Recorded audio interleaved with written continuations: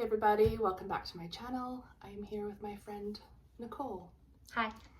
She's the one who took well over 100 pages of notes for me throughout this entire journey. So this video is going to be basically a wrap-up video and just a video clarifying a lot of things. I got a lot of questions over the series, and I have to be honest that I really didn't want to film this video. I was really just content leaving it where it was at with the story out there. But there is some parts that I think would be good to go over. I think Nicole agrees as well and kind of encouraged me to sit down and just get these questions done and then move on from this chapter. This is also a little strange to film because I never film with anybody else in the room. So yeah. Hopefully this goes okay. But I wanted to start off by just thanking you. You're welcome. Like, thank you does not feel like enough, and it will never be enough. Mm-hmm. But I just wanted to, say how eternally grateful I am and let everybody know that you did so much more beyond just answering my phone call and then taking notes for well over 2 months. I don't think either of us could have known where it was going to go. Like the first call you called me on the Sunday night when it happened. I personally, when I'm like listening to things, I do better when I write and take notes. I didn't even tell you. I was just handwriting notes, and just to keep track of all the crazy things that were happening in the first couple days. And then I think on like day 3 or 4, I'm like, just so you know, not to be creepy, I have been like handwriting notes and then typing them out after our phone conversations. How do you feel about hearing me click in the background and just keeping track? And I think a lot of us from a distance really felt like we couldn't do a lot, and that's like one thing we could do. And like from the day of your first phone call, that was like all I cared about for 3 months, was like waiting for your phone calls, documenting, and then being able to, that way it took the like weight off you to be able to then share with like the friends and family or other people here. And it just like kept on going, and would have never guessed it would have been like 100-page document. And I feel like going back and watching these videos, like the videos, you wouldn't have been able to share the story in the way that you did without having those notes. And it makes me feel a little bit like weird, and they're like, thank you, because I'm like, I didn't do any of these things to like get a thank you or anything like that. And we would have never expected that it would have gone on for like as long as it No, I remember did. when you first told me about the notes. I feel like it was maybe even day 2 or 3. And again, I assumed when this all started happening that it would be like a couple days, maybe a week. It was only a couple days in that you told me you were taking notes. And I remember being like, thank God, because so much had happened in those first few days, and Harrison didn't know about any of it. And knowing my own brain, there was no way I was going to remember the details. And I remember just being thankful that you started taking notes, because again, I didn't assume it would go on for that long. And I wanted to be able to share everything with him from start to finish. But that being said, there's no way I could have filmed any of this series. As it is, like I filmed it and my brain is already forgetting a lot of what's happened. I watched every video in real time like you guys did when they came out, and every video to me was like, whoa, even though I was the one feeding you these notes or creating these notes, I didn't remember all the things that had happened all the way along. And I think for the first while, I don't know if that was documented in the notes, but for the first while, it was only myself and your mom who knew. Yep. And then there was a point in time, I don't know, again, maybe it was a week even into this, where then it was like, oh no, this isn't getting any better. Yep. And you were like, hey, can you contact my sister? Hey, can you contact so-and-so Yep. and update them? And then I was able to be like, hey, so are you sitting down? And some people were really thrown off with me contacting them because they're people that had never talked to me before. Yeah. And I remember, because when it first happened, we didn't tell anybody. You knew, my mom was there, and she knew, and we just assumed, because we had been told it'd be a couple days, and when I'm in crisis, I move forward. I don't want to announce it to the world until I understand what's happening, and like kind of wanted to tell them after the fact. Never did I think it would go on this long. yeah.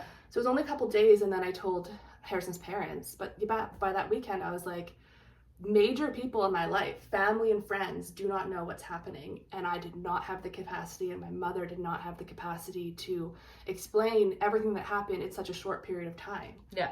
And I remember asking you and being like, you don't have to do this, but would you be willing to call these people and to tell them? And then after that, you even started group chats. So then basically from there, we had like a WhatsApp group chat between our close group of friends, and then also Marco was like a video app, because I found just texting the updates was too much. Same thing, had a small group of, and again, even though we were telling people, it was still a very small group of people that knew throughout the entire process, because we just didn't want to, everything was so up in the air. I mean, you've heard the story, everything was so up in the air and so unclear. We just didn't want to jeopardize anything and tried to keep it as small as possible. So then I became that middle communication where I'd wait for your text or phone calls during the day.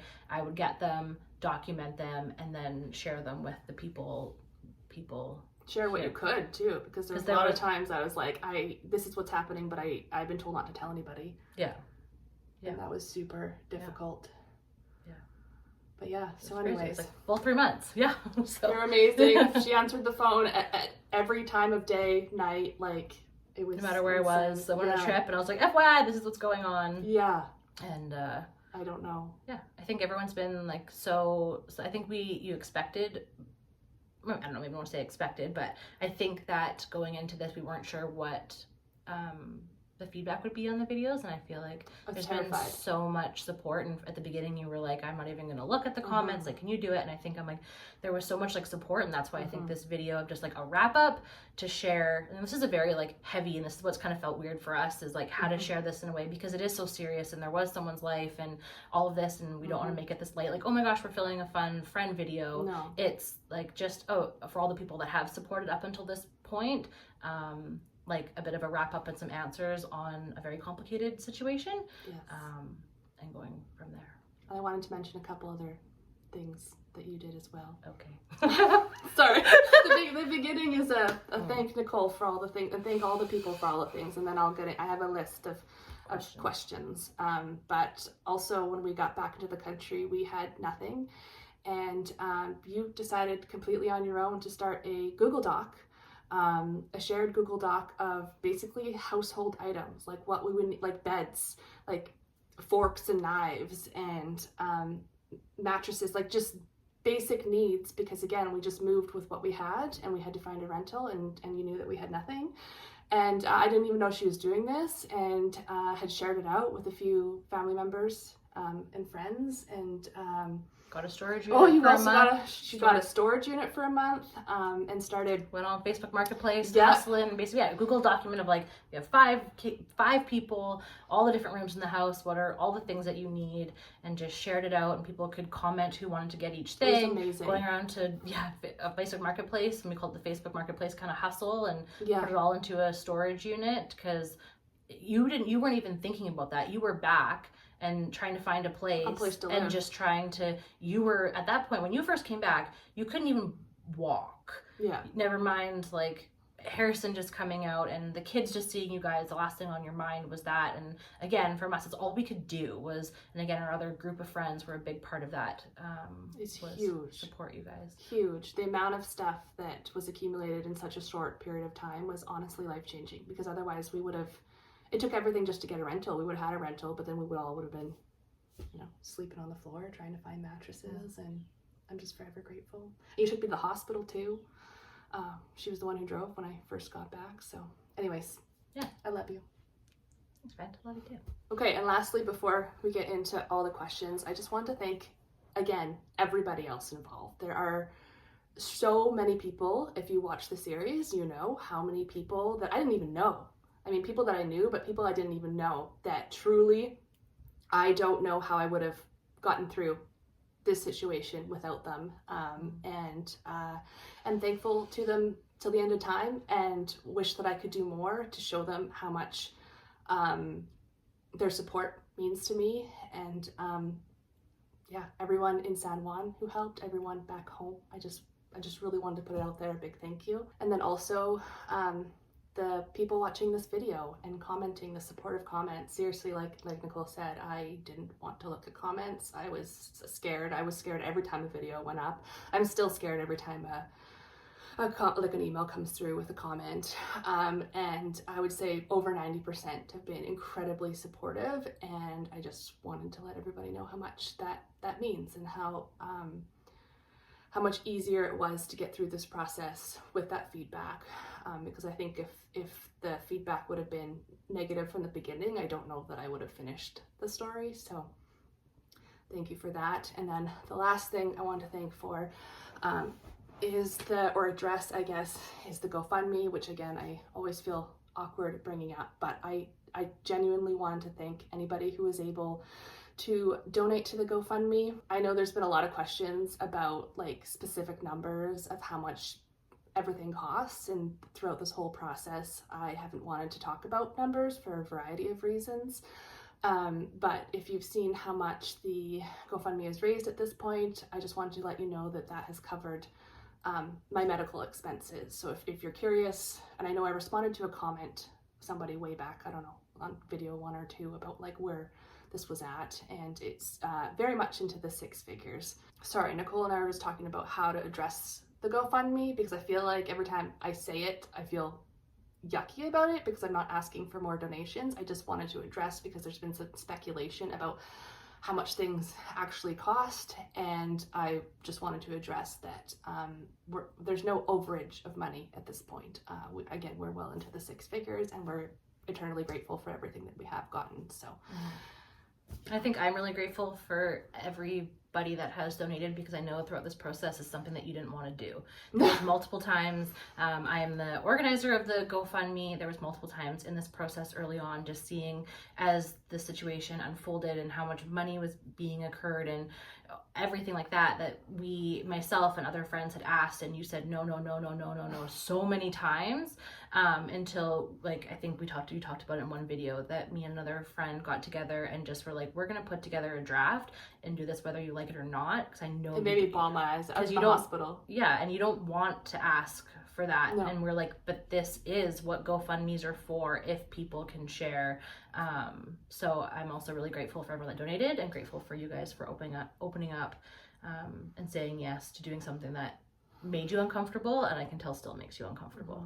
Thanks, friend. Okay, so Nicole has a list of questions. I went through the last video, series 12, and also just videos throughout the series, and pulled the questions that I'm comfortable answering, and I will do the best that I can. Okay, so do you regret moving to Nicaragua? How do you feel about Nicaragua now, and do you miss it? I do not regret moving to Nicaragua. I've gotten this question a lot. Our entire family does not regret moving to Nicaragua at all. Again, if you watched my content prior to this whole thing happening, it was honestly a beautiful life. It was low-key, and that's why I stopped filming content. I was filming kind of questions of people who were looking to relocate, and I was answering all those questions, and then once those were done, we were just living our life. And like I said, it was really a chill life and a beautiful life. And I mean, it wasn't perfect. It's not like the grass is always greener on the other side. We definitely had our struggles, and I know you came to Nicaragua and visited us, and you kind of saw like there's definitely, you know, struggles and things like that, but overall we were really happy with our move. We had no plan to move anytime soon. Even when this story began and Harrison was first in jail, I wasn't intending to move. It wasn't until everything with the hospital and the kids being flown back to Canada that I even considered it. So, and do we miss Nicaragua?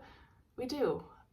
We don't talk about it as often anymore. I feel like the more time goes by and the kids are getting more used to their Canada life and their Canada routine, it's not coming up as often, but the kids very much miss Nicaragua. Again, they left not knowing that they were leaving permanently. They were under the impression, and we kind of were too, that you know, mom was in the hospital and dad was in jail, and they just needed someone to take care of them, and that they'd be back.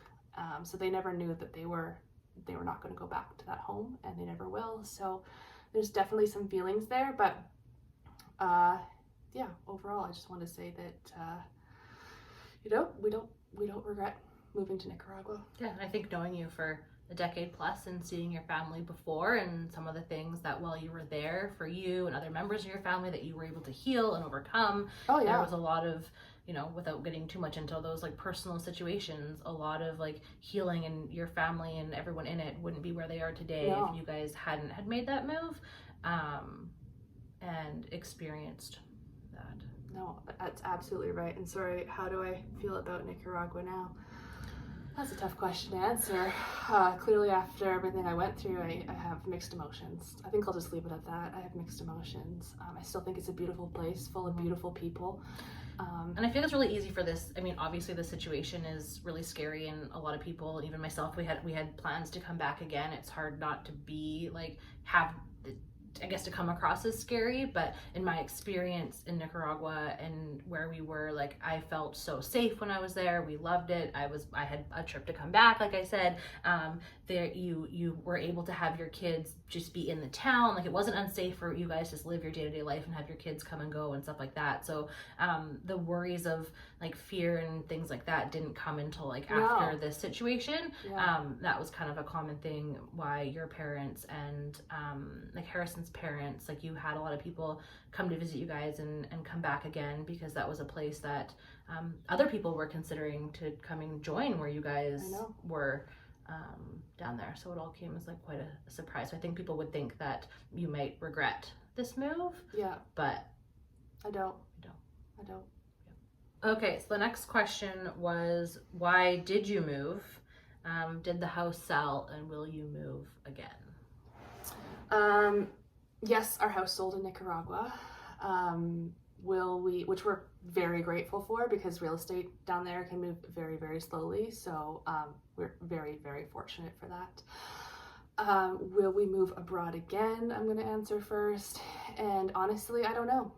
Not at this point in time.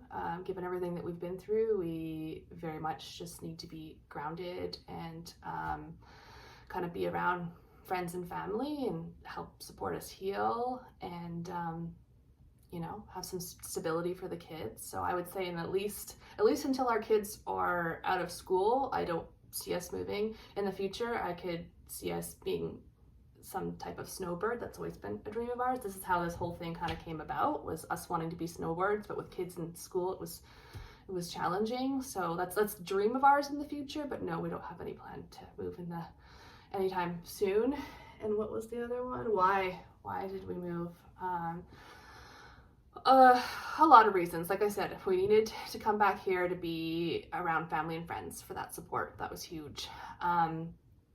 I think the whole driving aspect plays a huge role, because just knowing that that's a possibility. If you're in an accident and somebody is injured or passes away, that you go to jail. That's just part of the process. And you did know that prior to going into this. Like, you were aware, and that was somewhat.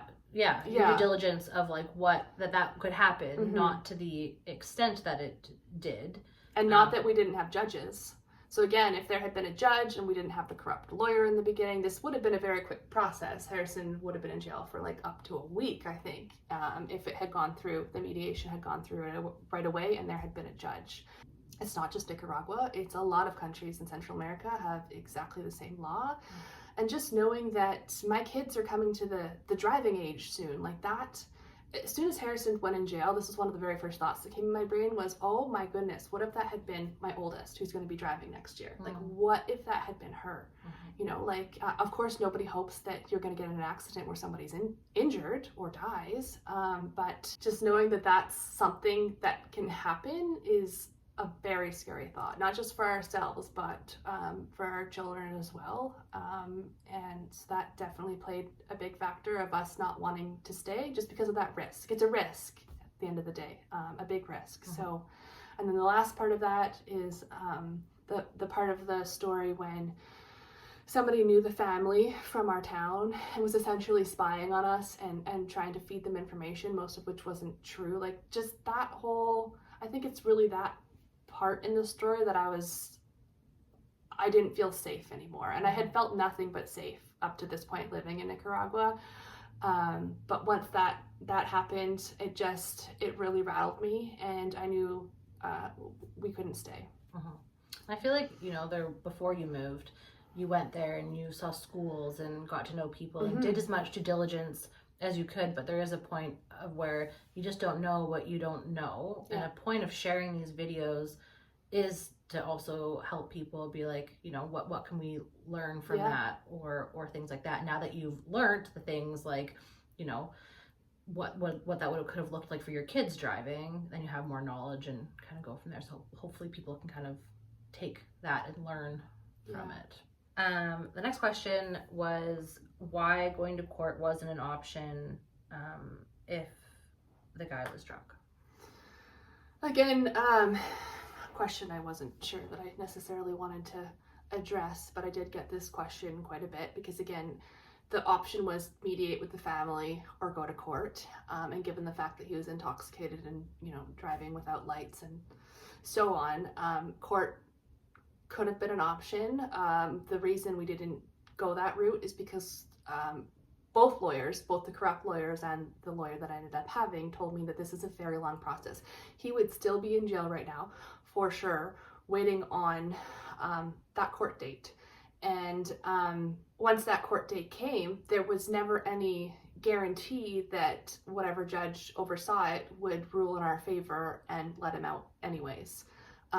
Because again, he was the one turning left. So again, just given the fact that he was turning left ultimately, and knowing that court was a very long process that could take years, our best bet was to mediate the family. And so, with your where you at were in your health and stress, you were saying so many times throughout this that all I need is Harrison out so that way like you could heal. And so, you know, I think we do know there was some taken advantage of and things like that. And that did, because there was a sense of urgency that you just wanted this done as fast as possible in any way possible, because you needed the support. And then your kids were away from you guys for almost a month at that point when things came to an end. So anyways, that's the short way of explaining why we didn't go the court route. Okay, so the next question is, why didn't you use an existing lawyer that you had?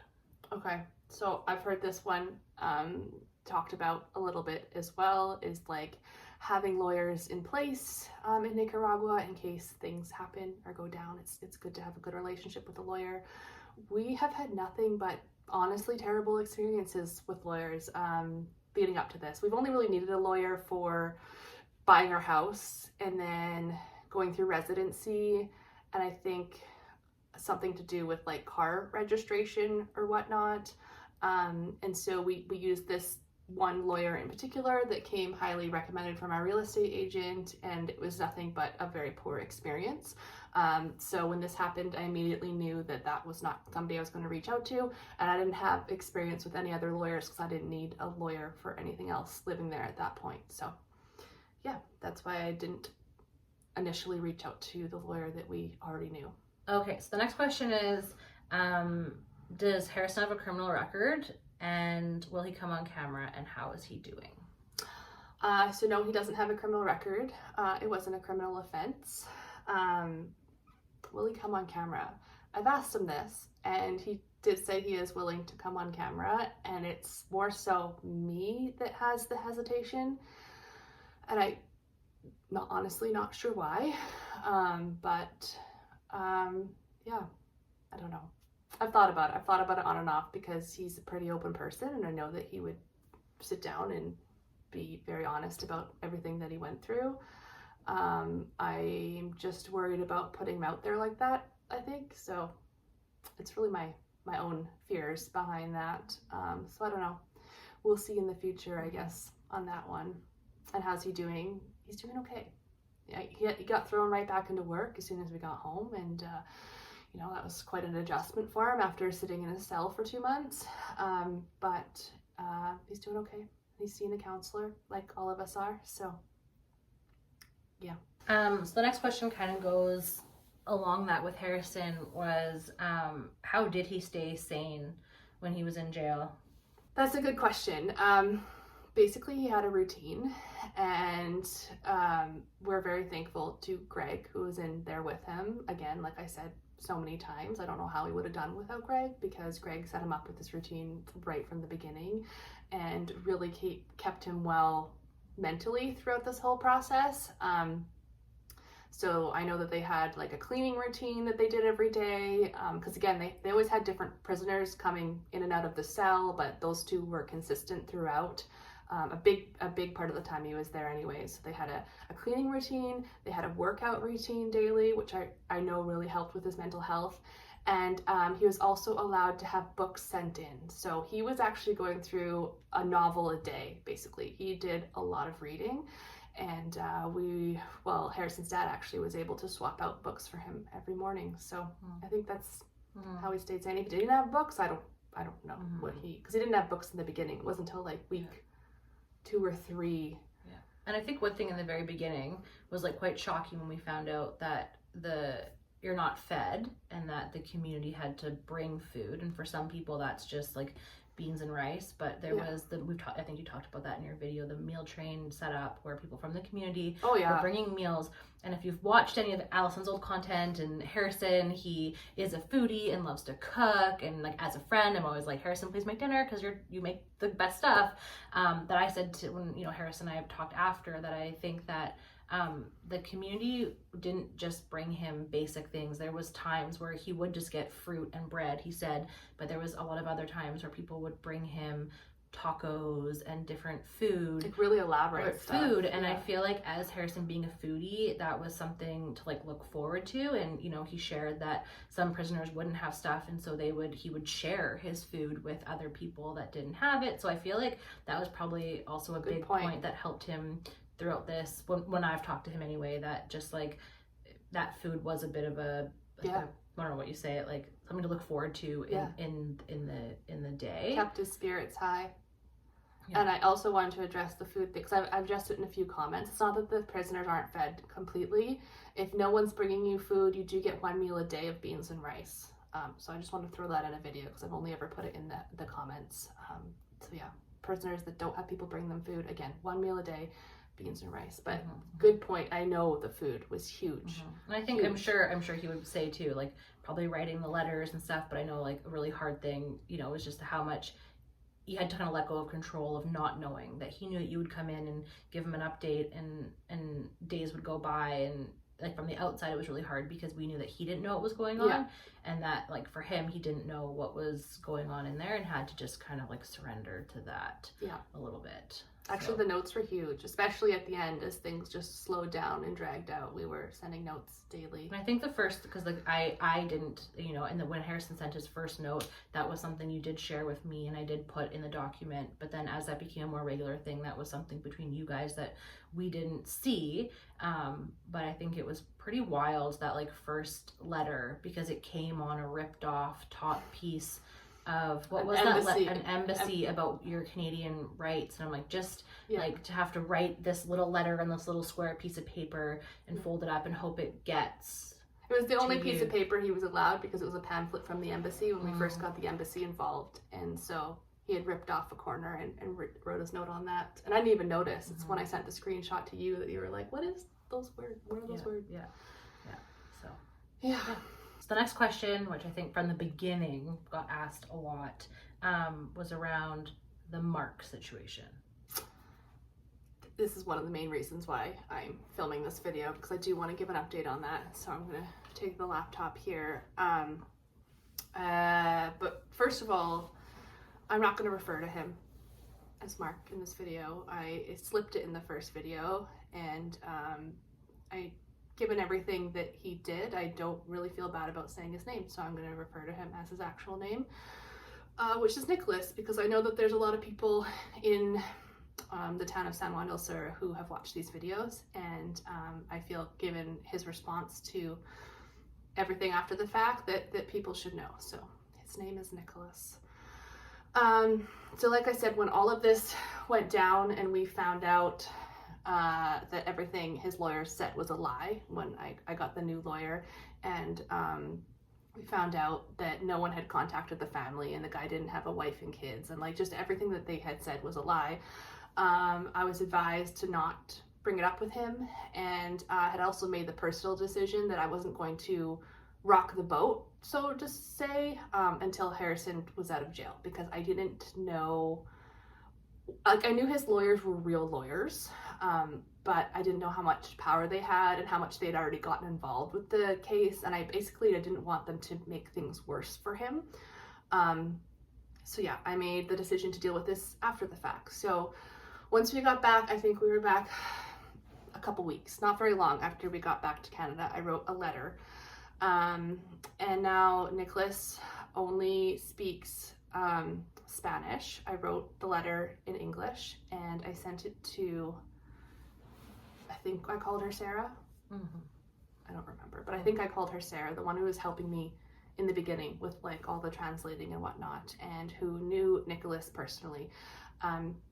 And I sent it to her and asked if she would be willing to go over to see Nicholas and read him my letter. Okay, so I'm not going to read the whole letter, but I did want to read kind of part of it to you so you know what I was kind of trying to say to him.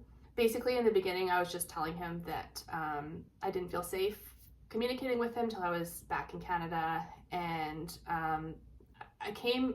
I wrote this letter from a positive perspective. I still in my heart wanted to believe, because again, if everybody in the community who had used this guy, Nicholas, for all the issues, like the legal issues they were having, and had nothing but positive things to say about him, like I still wanted to believe in my heart that he didn't even know what his lawyers had done, because again, for every person that he helped, I guess he used different resources and different lawyers. So I thought to myself that maybe he just hadn't used these lawyers in a while, and maybe they were scamming me and he wasn't. So it was very positive in the beginning, like just basically saying that I want to believe you're a good person, but I want to tell you what actually happened, because at this point he didn't even know what happened. So I kind of explained the situation of how his lawyers, I was getting red flags from them that day at the courthouse, and basically trusted my gut and was like, no, we're switching lawyers. And the new lawyer took me straight to the family house, and that's when they basically told me nobody had been in contact with them, and that everything his lawyers were saying was a lie. And I went through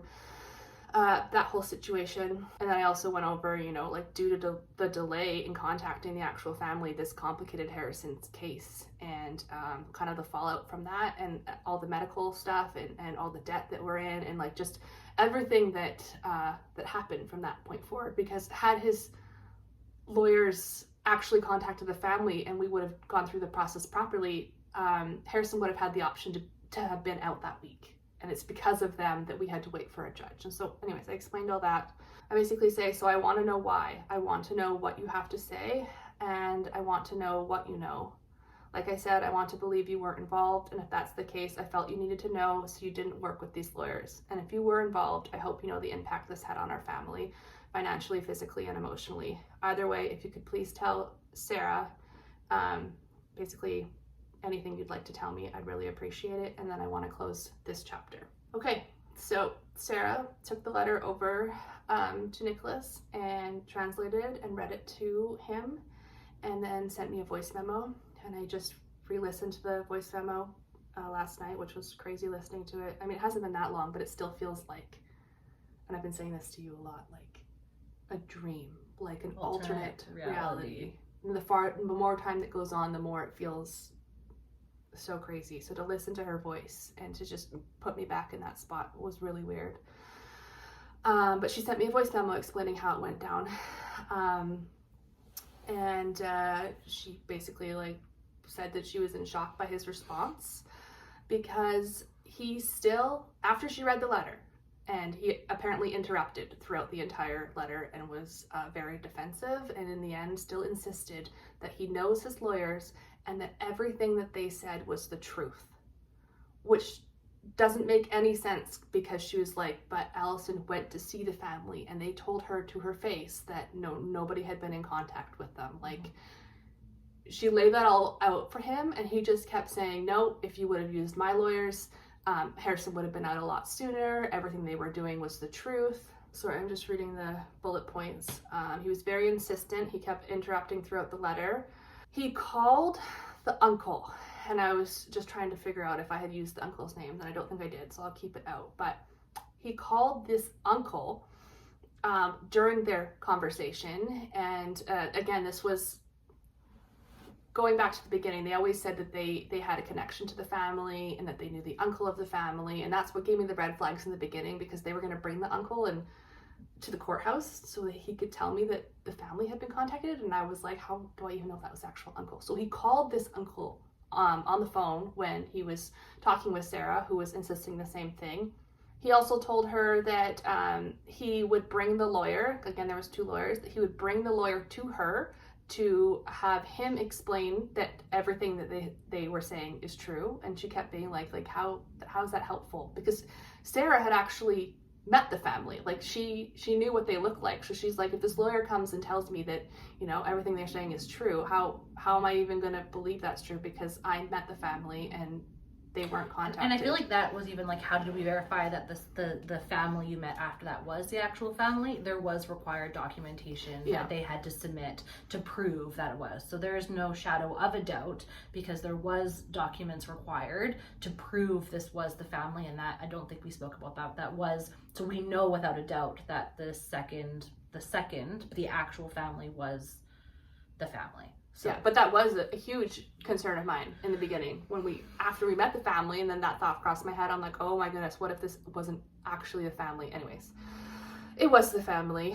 Then he said that he would drive to Revis with Sarah and meet the uncle there, and they would all meet the family to have the family prove that they were actually the family. And she was like, hang on, like this is not what I'm here for. I'm just here to read you the letter, and Allison wants to know, you know, like what you have to say about this, because she truly thought that you didn't know that this went down. Like, I don't think it's appropriate to go see the family at this point. He was like, no, it's been a couple months. Like, it will just be like a check-in, how they're doing, and then you can see that the uncle really is the uncle. And she's basically like, if you want to do this for your own peace of mind to prove it, go ahead. She's like, but I'm not going to believe anything unless I see the actual mother and the actual sister that I've personally met in a picture with this uncle. Like, I'm not going to believe anything. So anyways, Sarah was basically just left it at like, listen, that's on you. If you want to go do that and get that proof, that's fine, but I want to respect the family and I'm not going to be involved in that. But if you want to, that's fine. And then at the end, he said that he would pass my letter on that I wrote to Nicholas to the uncle and have the uncle actually respond. And again, she's like, listen, you do what you want to do, but I just wanted to communicate this information to you. Again, Allison really truly thought that you weren't involved and wanted you to know what your lawyers had done, and what you choose to do after this is up to you. So yeah, basically after that, she's like, so I know this, you know, wasn't a very helpful response, but I wanted to let you know. And I was not really shocked, like a little bit shocked. Like, I really thought that somehow he wasn't involved and that this was going to be a somewhat positive outcome where he'd be like, what happened? Like, seriously? And he'd go contact his lawyers. I wasn't, because you trusted people in the community, and the people community that you did know that recommended him. We just threw the whole thing like, you know what, he must have just not known. Yeah. He must have just not known, and he must have been getting scammed from his own lawyers, because that's how much we thought that he was a trustworthy person. So I think we were all a little bit surprised in this. And I wasn't expecting to get the money back from this or anything. I wanted closure. I wanted to know like why this actually happened, and I wanted to know what he had to say. And unfortunately, it wasn't a very satisfying response in any way. He never ended up sending me any sort of proof, so I think the answer is right there. Okay, so this question came up a lot, or just this comment throughout the entire series, was why don't you write a book, a documentary, or make a Netflix series? And I think you and I have talked about this a little bit already, that this wasn't necessarily the intent of sharing it, but since, like, you know, all of the feedback, and, you know, you do have a background as like a writer, but even with that, you at this point have no interest. No. You could not, and we've talked about that. Like, mentally, I could not write. I could barely get through the videos if I had to sit there day after day, months on end, trying to put my emotions into words. I absolutely couldn't. But I was surprised to see the number of comments that did talk about things like a Netflix series or a documentary and things like that, which is an interesting thought. I definitely have some mixed emotions about it, because on one hand, like, yes, we do have an incredible amount of notes from an insane story that I had to go through. There's a lot of notes that there's a lot of details that aren't I've left out. But on the other hand, you know, there's a death involved, and I feel a lot of emotion around that as well, and so it's a tricky thing. Yeah. And I feel like, on the topic of keeping it, like, because this was your real life, and it was this family's real life, and I think you talked about that in one of your videos, like, and I remember, there was a lot of really traumatizing, but that first time where you had to go meet the family and be in front of a grieving family and speak to it from your family's perspective and all of that, like, this is a very real situation, so you don't want to make light of it. But obviously, you know, from the viewers watching these videos, you know, one comment that stuck out that was lighthearted and a little bit funny was, there hasn't been something that's been this entertaining, or I've been this invested in since like Desperate Housewives in like 2008 or something like that. And then the comments kept coming in, and taking the notes and making these videos.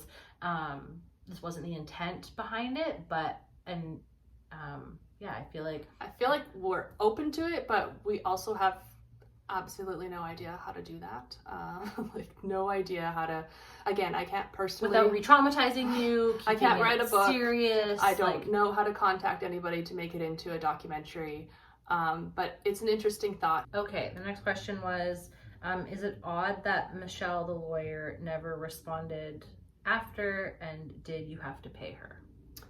It is very odd that she never responded. I only sent her the one text message. I thought about reaching out again, but again, with a lot of these things, I just wanted to move on. But I'm not gonna lie, it's very odd, in my opinion, that she didn't respond. If I had to guess, and I could be totally off base, but if I had to guess, it's probably because of the amount that I did have to pay her. So when I started working with her, again, the corrupt lawyers told me their fee up front, and you guys heard how that all went down.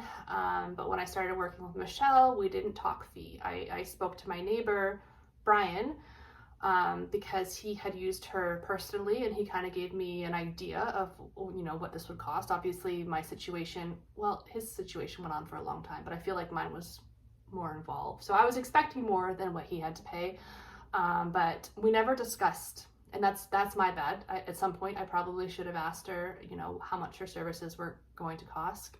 But it wasn't until the end, when Harrison was released the next day, she sent me how much I owed, and it was shocking, because it was more than the corrupt lawyers. Again, she knew how much I paid the corrupt lawyers in the beginning, and I remember her scoffing, like, that's insane. So again, I wasn't expecting more than them, but it was definitely more than them. It was just something I wasn't expecting when we were already like, and up until that point of having to pay, you had never yet felt like you were taking advantage from her, that it was in fact a true lawyer, and that other people had used her. So that was surprising. At that point. But again, you know, she had done so much for us and had really been on call day and night. And I wasn't going to dispute anything with her. We just wanted to get out of the country. We had 3 days and we had to go. And that's that. Next question is, what would happen if you didn't pay the hospital? So, like I was saying in the video, every day they were asking for payments, even though I was asking to pay more upfront, and they often wouldn't take more upfront. And I don't know the official answer to this, but I'm just guessing that if I didn't pay, that they would kick me out or discharge me. You have to pay for the services as you go, and if you ran out of money, I'm assuming that you would be kicked out. Public hospitals in Nicaragua are free for the most part, so I probably would have been transferred to a public hospital, which I should also add would have been a very different experience. And I think that's one thing too that I think I've heard comments on, was moving to a country like this with the condition that you have. Again, that was a big part in your family's decision in moving there was like the schools and the hospital, like, and you went there knowing you're about to go off a medication that could result in you having this surgery. That's why you had the insurance at the private hospital, and all of that was that. But again, if I think this surgery, if you needed it in a different way without Harrison not being there, it maybe wouldn't have been as like, you went into that surgery, like, all of us on the outside, from your friends and family, were very concerned because you, in hindsight, should have gone sooner, weeks or days sooner, and that we were all really worried about your life. And by the time you got there, you were in such a fragile state. But I feel like that's just like an important thing, was that like that was a really good hospital you were at.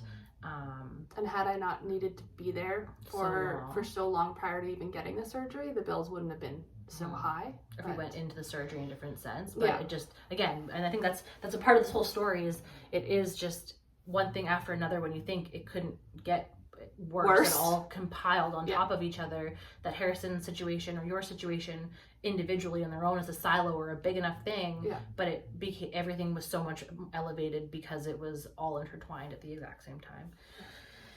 Okay, here's another question. This one's a little bit lighter. Do you still stay in contact with Greg and Hannah, and how are they doing? We do. Harrison more so than myself. I feel like they're going to be friends for life, just given everything that they went through together. But Harrison and Greg communicate quite often, and they're doing well. They're doing well, and we're forever grateful for them, and would absolutely love to meet up with them at some point in the future. It's probably not going to be anytime soon. And then that's a thought that's come through our mind too. Will we ever go back to Nicaragua? And I'd like to say yes, but it's not going to be anytime in the near future. But consider them friends for life. Yeah, I think it's kind of funny, was that you, when you were telling the story, you made the decision not to share names, and you just came up with names as they came to your head.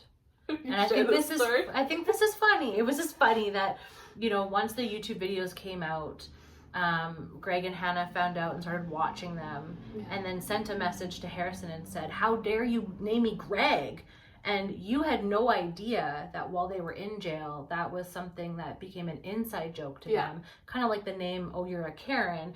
They had jokingly been like, "Don't be a Greg." And that had been something between the two of them. That was this inside joke. And you had never heard that before. No. It was completely by chance. I'm sorry, Greg. You're probably watching this. That you had chose that name. So that was a little bit funny after the fact. Like, the chance of that is just... There's a lot of names I chose that again, because I just sat down and as a name came up, I was like, oh, what's a name? And thought of a name, but there's actually names of people I know in real life that I use for certain names, and I'm like, why would I have done that? Why, like, you know, like, not their actual name, but I named somebody else, and anyways. But that was funny. Okay, so I think that's most of the questions that I was able to answer, at least. Thank you guys again so much if you made it through not only the series, but this entire video, because I think we've been filming for quite a while, but I'm glad to have this done. I'm glad that we did this, and again, I just wanted to say, as something that I've learned or a takeaway from all of this, is just, not that I didn't know this before, but I think what really hit home going through all of this was just how important community is, and family and friends, and having them accessible. Being so far away, going through something as traumatic as we did, was a lot more difficult without our family and friends close by. And we're so thankful that Harrison's parents were able to fly out, and that my parents were there when it happened. But we definitely want to stay as close to our family and friends as we can moving forward, because we've realized how truly important that is. And even though we'd like to, you know, maybe be snowbirds at some point, it would never be, I don't think anyways, it would ever be a permanent move far away. And I just wanted to throw that 2 cents in at the end, that that's something that I'm absolutely taking away from this. So anyways, I think that's it. Thanks for being here with me, friend, and thanks for freaking everything that you have done. And that's it.